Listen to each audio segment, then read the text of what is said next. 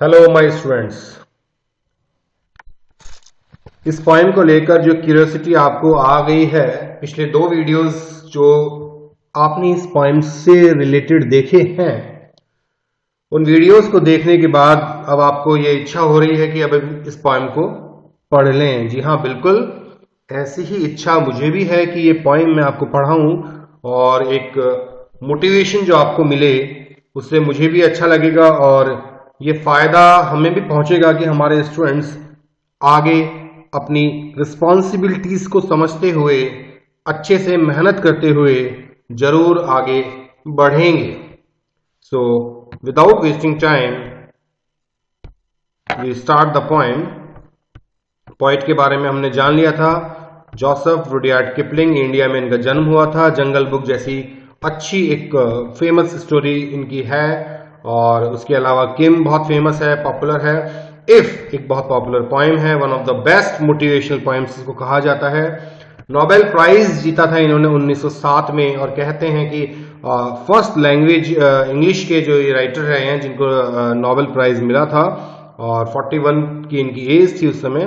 तो बहुत अच्छा इन्होंने जो है वर्क किया है लिटरेचर के फील्ड में, इंग्लिश लिटरेचर के फील्ड में। काफी जो इनकी पॉइम्स थी वो अच्छी पॉपुलर हुई थी, इसीलिए इनको नोबेल मिला था।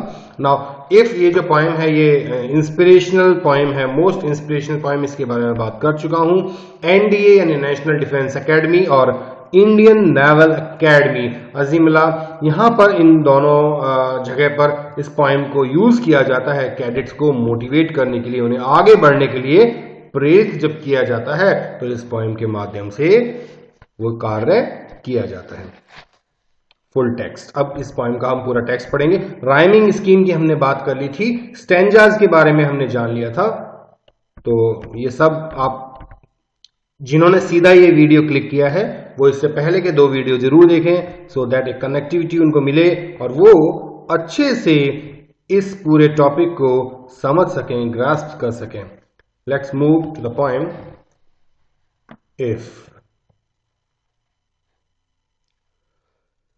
If you can keep your head when all about you are losing their and blaming it on you.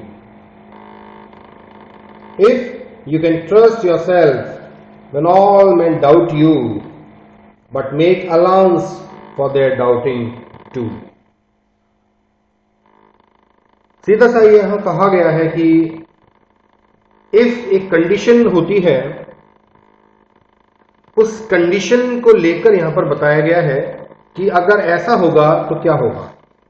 तो अगर आप समरी के रूप में देखना चाहें तो मैं सिर्फ एक शॉर्ट आइडिया आपको यहां पर देना चाहूंगा कि एक फादर यानी कि किपलिंग अपने बेटे को एडवाइस कर रहे हैं वो कि वो सेल्फ कॉन्फिडेंट रहे, ऑनेस्ट ईमानदार रहे और पेशेंट रहे, यानी कि अपने अंदर एक धैर्य रखे।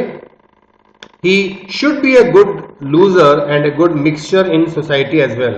मतलब उसे अगर एक फेलियर भी अगर आता है उसके सामने तो वो उसको हंस के एक्सेप्ट करे और उसे जो है ज्यादा फर्क नहीं पड़ना चाहिए। सक्सेस अगर आ गई तो उसे अति उत्साह में बह नहीं जाना चाहिए और फेल अगर वो हो गया तो उसे अति दुख में अपने आप को खत्म हुआ नहीं मान लेना चाहिए। जो भी वो गोल अचीव करना चाहता है उसे आगे बढ़ने के लिए हमेशा प्रेरित रहना चाहिए। और अगर वो अपना आगे जाके ये बताया जाएगा कि अगर वो अपना बिहेवियर अच्छा रखता है, अपने अंदर सेल्फ कंट्रोल की भावना रखता है, आत्म संयम की भावना रखता है, तो सिचुएशन को वो कंट्रोल कर सकता है, अपने आसपास की हर बुरी सिचुएशन को भी वो अच्छा बना सकता है। ऐसे में ना सिर्फ वो इस अर्थ पे रूल करेगा यानी उसका नाम होगा और इनफैक्ट वो एक अच्छा आदमी भी कहलाएगा, एक आदर्श, एक आइडियल पर्सन भी वो कहलाएगा। तो इस प्रकार ये कंडीशनल यहाँ पर पॉइंट है और देखते हैं अब फर्स्ट स्टेंजा में वो कवि जो है क्या कहना चाहते हैं। वापस मैं एक बार आपके लिए ये 8 लाइनें रीड करता हूं। यहाँ पर आपकी स्क्रीन पर विजुअल दिख रहे हैं इसके। If you can keep your head when all about you are losing theirs and blaming it on you. If you can trust yourself when all men doubt you, but make allowance for their doubting too. If you can wait and not be tired by waiting or being lied about, don't deal in lies. Or being hated, don't give way to hating. And yet, don't look too good, nor talk too wise. यहां ये कहा गया है कि अगर आप अपने head को यानी अपने आप को आगे रखते हो, ऊंचा रख पाते हो, when all about you, जब सब कुछ जो भी तुम्हारे बारे में है are losing theirs and blaming it on you, कि अगर आपको पॉपुलैरिटी नहीं मिल पा रही है, सिर्फ आपके ऊपर ब्लेम किया जा रहा है, आपका विरोध किया जा रहा है, तब भी अगर आप अपना हेड ऊंचा रख सकते हैं. इफ यू कैन, अच्छा यहां सिर्फ इफ दिया गया है, देन जो आएगा लास्ट में आएगा, क्योंकि कोई भी कंडीशन एक तरफ से नहीं होती है. मैं हमेशा जैसे कहूंगा आपसे, अगर आप पढ़ेंगे तो अच्छा नंबर आएगा. If you work hard then you will pass. तो वो जो देन वाला पार्ट है वो लास्ट में मिलेगा. अभी हम सिर्फ कंडीशनल यहां पर देख रहे हैं. Then if you can trust yourself when all man doubt you, जब आप अपने ऊपर विश्वास कर सकते हैं जब आसपास के सारे लोग आप पर शक करते हो, तब भी आपको अपनी काबिलियत पर भरोसा अगर है, but make allowance for their doubting too, लेकिन फिर भी आप इतनी जगह जरूर छोड़ें कि आप अपने ऊपर विश्वास करें, अति विश्वास ना करें, ओवर कॉन्फिडेंट ना हो जाएं, सिर्फ कॉन्फिडेंट आप रहें. इस लाइन का मतलब है, यानी लाइन नंबर 4 का मतलब है but make allowance for their doubting too. बिल्कुल उनको भी एक जगह दें कि वो क्यों शक रख रहे हैं. उनके मन में भी एक क्लियर होना चाहिए कि वो ऐसा शक क्यों था, या आपको पता होना चाहिए कि कहीं ना कहीं ऐसी क्या चीज है जिसकी वजह से लोग आप पर शक कर रहे हैं. If you can wait and not be tired by waiting और being lied about, don't deal in lies. अगर आप इंतजार कर सकते हैं और इंतजार करने से थकते नहीं हैं, और being lied about, don't deal in lies. और अगर आपके बारे में झूठ बोला जा रहा है, आप झूठी ही बातें सुन रहे हैं, तब भी कम से कम आप झूठ मत बोलिए. और being hated, don't give way to hating. अगर लोग आपसे नफरत कर रहे हैं, तब भी आप उस नफरत को अपने दिमाग पर, अपने आसपास हावी ना होने दें. And yet don't look too good nor talk too wise. लेकिन इस स्थिति में भी आप बहुत ज्यादा संत पुरुष ना बन जाएं, ना बहुत ज्यादा बुद्धिमानी की बातें करके दिखाएं. ये आपको लग रहा होगा कि ऐसी बात क्यों कह रहा है. देखिए सीधी सी बात है, जब चारों ओर आपका मूर्खों से सामना हो, तो उस समय आपको वाइज कहने वाला भी कोई नहीं बचता. तो ऐसे में उस सिचुएशन से पहले निकलना जरूरी है, उसके बाद अपनी विजडम को दिखाना जरूरी है.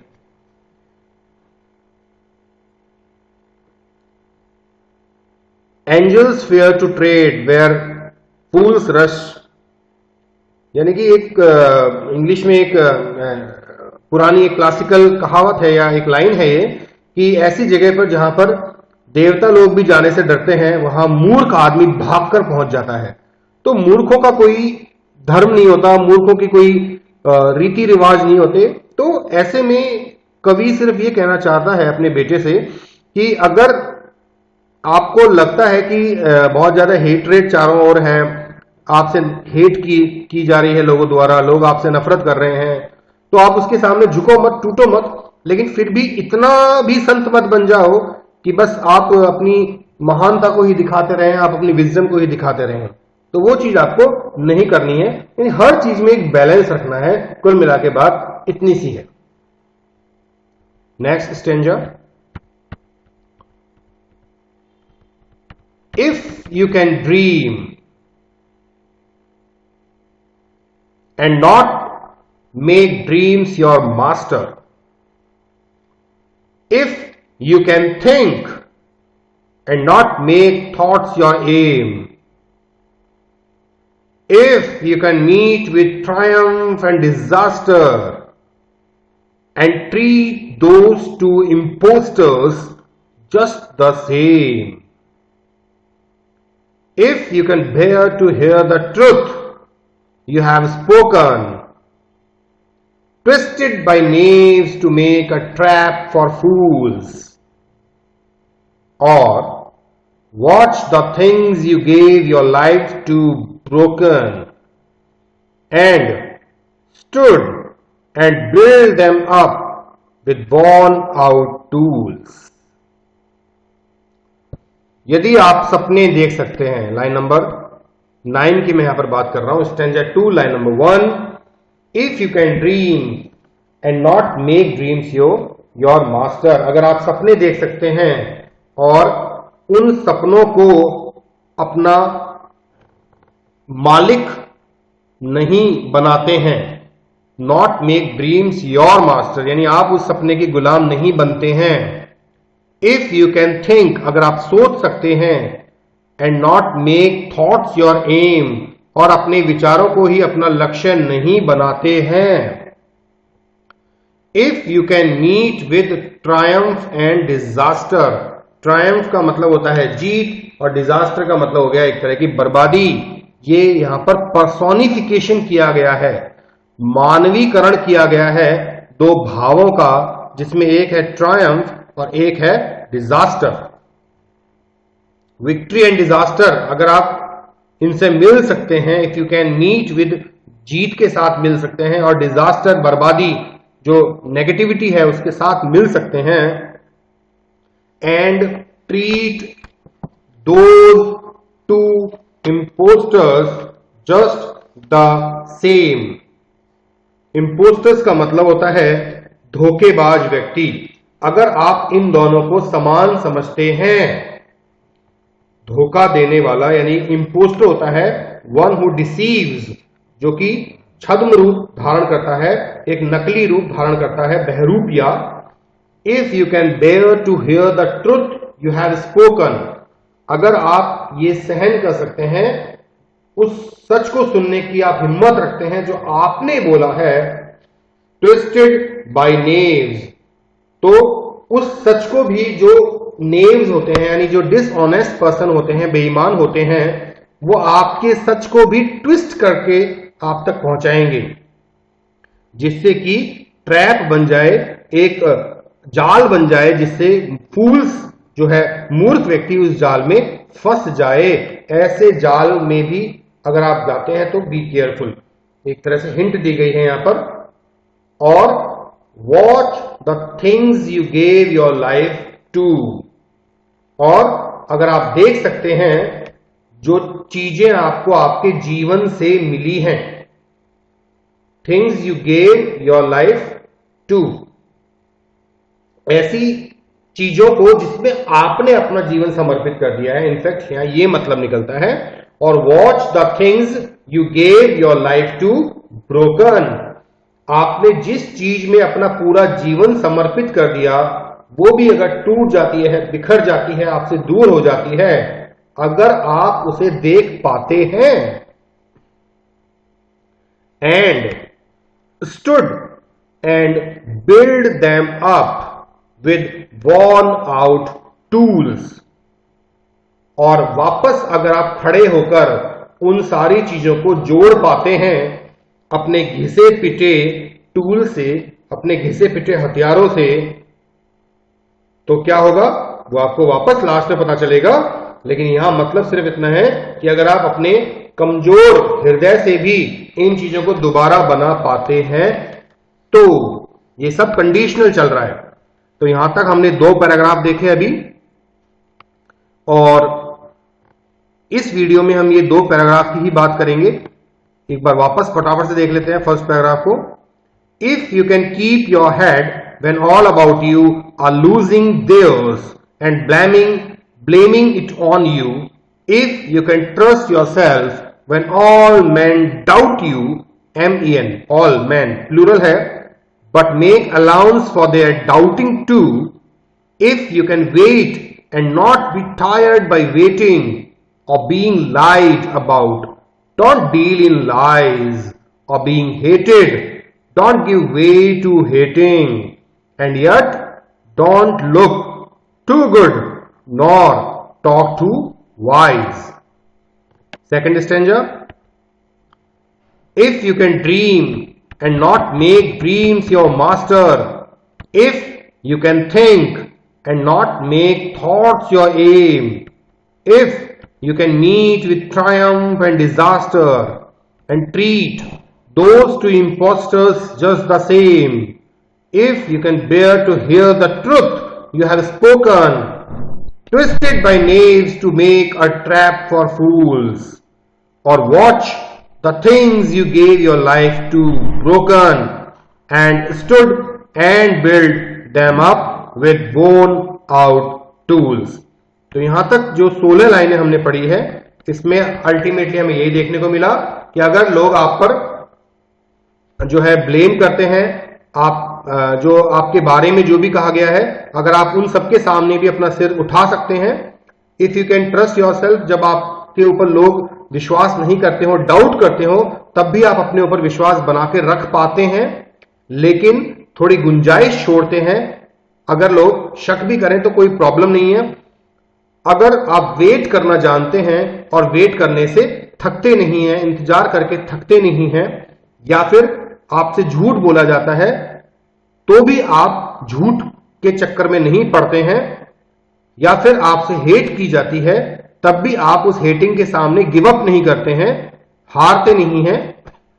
और उसमें भी एक एडवाइस दी गई है कि आप संत ना बन जाएं कहीं, थोड़ा सा अपने अंदर मानवता भी रखें, एक नॉर्मल इंसान की तरह थोड़ा पेश आए। अगर आप ड्रीम कर सकते हैं और ड्रीम्स को अपना मास्टर नहीं बना सकते, अगर आप सोच सकते हैं और थॉट्स को अपना उद्देश्य, अपने विचारों को अपना उद्देश्य नहीं बना सकते, if you can meet with triumph and disaster, ये पर्सोनिफिकेशन का एग्जाम्पल है, मानवीकरण का एग्जाम्पल है इस लाइन में, कि अगर आप उनसे मिलते हैं, जैसे किसी व्यक्ति से हम मिलते हैं, ऐसे ही अगर आप जीत से और डिजास्टर से मिलते हैं, and treat those two impostors just the same, और अगर आप उन दोनों बहरूपियों को एक जैसा ही मानते हैं कि जैसी हार वैसी जीत और जैसी जीत वैसी ही हार होती है, दोनों में कोई फर्क नहीं है। If you can bear to hear the truth you have spoken, अगर जो सच आपने बोला है उसका सामना आप कर सकते हैं, कब? जबकि उस सच को तोड़ मरोड़ कर दूसरों के सामने पेश कर दिया गया हो, फिर भी आप उस सच का सामना कर पाए तो। और watch the things you gave your life to broken, आप अपने सामने अपनी ही बनाई हुई चीजों को, अपनी बनाई हुई उम्मीदों को टूटता हुआ अगर देखते हैं, लेकिन फिर आप खड़े होते हैं, दोबारा आप खड़े होते हैं और उन्हें अपने टूटे हुए पुराने हथियारों से, यानी अपनी पुरानी ताकत के साथ फिर अगर बनाते हैं, तो हम आगे देखेंगे क्या होगा। इसीलिए इस पोएम का नाम है इफ, क्योंकि सारी बातें यहां पर इफ के रूप में कही गई है।